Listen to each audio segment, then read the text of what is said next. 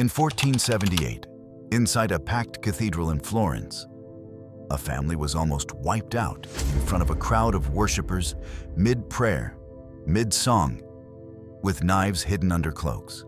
This wasn't a mafia hit. This was the most powerful family in Renaissance Italy, the same family that funded the paintings, the domes, the science, and the art you still recognize 500 years later. And the strange part? The attack didn't destroy them. It made them more powerful than ever.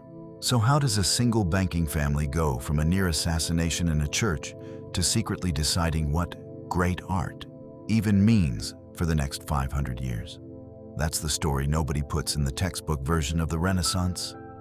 And by the end of this video, you'll understand why the Golden Age almost never happened at all. Here's something most people don't realize. The Renaissance wasn't born from peace and prosperity. It was born from a financial problem, and the exact kind of problem people deal with today. Florence in the early 1400s was a city full of debt, political backstabbing, and families clawing for survival in a brutal banking economy. One family, the Medici, started as wool traders and moneylenders.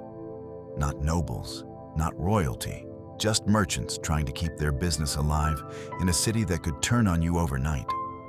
Think about that for a second. This is a family with the same anxieties as a small business owner today: cash flow problems, jealous competitors, the fear of bankruptcy. Giovanni de' Medici built a bank. His son Cosimo took that bank and turned it into the most powerful financial institution in Europe. And here's the twist most people miss. Cosimo didn't just want to be rich. He wanted to be untouchable.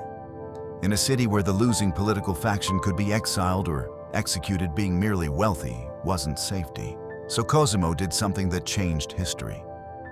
He started buying culture itself. Let's slow down and look at exactly how this worked, because it's stranger than people think. Cosimo de' Medici began funding artists, architects, and scholars not out of pure love of beauty, but as a strategy. A city that admired you was a city less likely to kill you.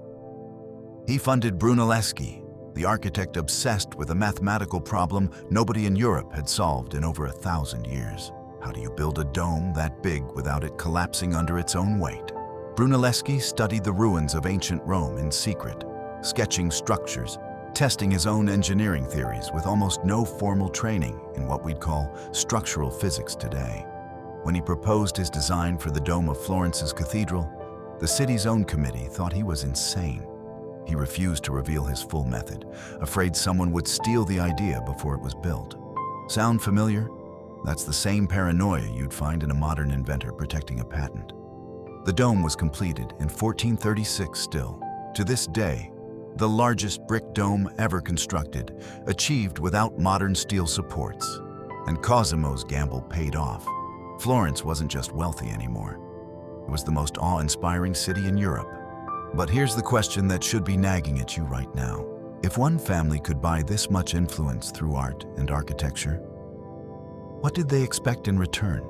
By the time Cosimo's grandson, Lorenzo de' Medici, took control, the family wasn't just funding buildings, they were funding minds.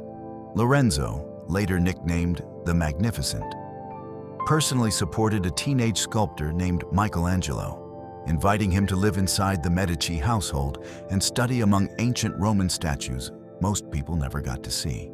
He funded the early studies of a young painter and inventor named Leonardo da Vinci, a man so restless with curiosity, he filled thousands of notebook pages with anatomy sketches, flying machine designs, and engineering concepts centuries ahead of his era.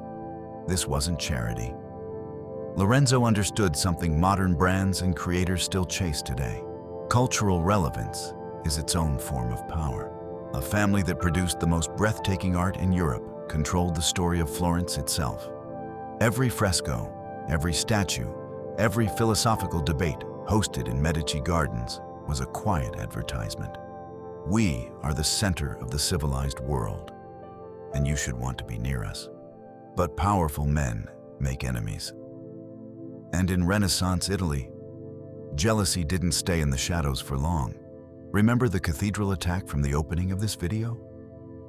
That was the Pazzi Conspiracy of 1478, a rival banking family, backed quietly by a pope who resented Medici influence, plotting to assassinate Lorenzo and his brother Giuliano during Easter Mass. The signal to strike was the raising of the communion host. Giuliano was stabbed 19 times and died on the cathedral floor. Lorenzo, wounded, barricaded himself in the sacristy and survived. Here's the part that should genuinely unsettle you. Florence didn't turn against the Medici after this. The city erupted in fury against the conspirators. Suspected plotters were hunted through the streets and hanged from the windows of the government palace, some of them still in their formal robes. Lorenzo, instead of being weakened, emerged from the attack as a martyr hero. The family that had bought their way into power now had the city's raw emotional loyalty too. This is the uncomfortable truth historians rarely say outright. The Italian Renaissance, the art, the architecture, the science we now romanticize in museums, grew directly out of political violence, propaganda, and one family's obsession with never being vulnerable again. The beauty and the brutality were never separate. They were the same machine.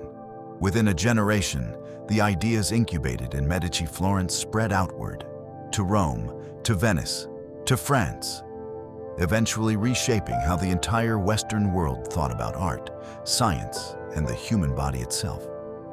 Leonardo's anatomical studies influenced medicine. Michelangelo's work on the Sistine Chapel redefined what religious art could look like.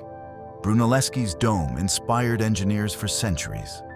And the Medici family didn't just fund a golden age. Over time, they became popes, queens of France, and rulers who shaped European politics for another 300 years. A family of wool traders and moneylenders had rewritten what an ordinary bloodline could become, using nothing but strategy, fear, and an obsessive investment in culture. But here's what almost nobody talks about. The same playbook the Medici used in Florence: buy the culture, control the story, survive the assassination attempts, was quietly repeated by another dynasty, in another empire on the other side of Europe, with even higher stakes and an even darker outcome. If you think the Medici's story was ruthless, wait until you see what happened when a royal family tried the exact same strategy and it completely backfired. That's the story we're uncovering next.